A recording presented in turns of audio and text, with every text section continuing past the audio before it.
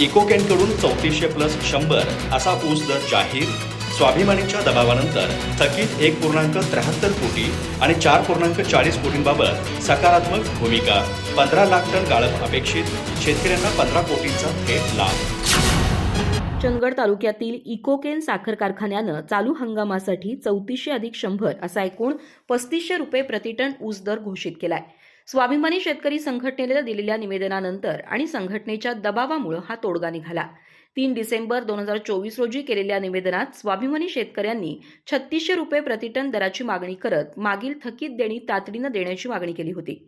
संघटनेनं निदर्शनास आणल्याप्रमाणे 2022-23 मध्ये झालेल्या करारानुसार 50 रुपये प्रतिटन याप्रमाणे शेतकऱ्यांची 1,73,00,000 रुपयांची रक्कम आणि मागील वर्षी तुटलेल्या ऊसाबाबत FRPतील फरक म्हणून 5.40 कोटी रुपये कारखान्याकडे थकीत आहेत.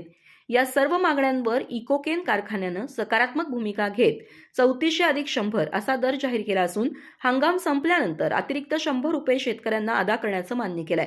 थकीत देण्यांवरही निर्णय घेण्याचं आश्वासन कारखान्याकडून देण्यात आलं.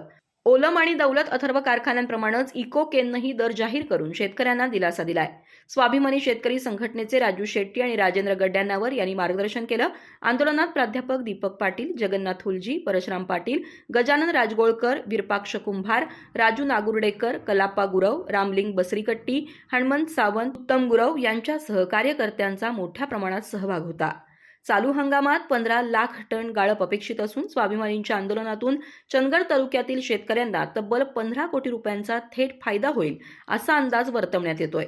शेतकऱ्यांच्या मागण्या मान्य करून इकोकेन कारखान्यानं दर जाहीर केल्यानं साखर हंगाम सुरळीत पार पडेल अशी अपेक्षा व्यक्त केली जाते. अधिक माहिती आणि ताज्या घडामोडींसाठी आजच आमचे चॅनल सबस्क्राईब करा.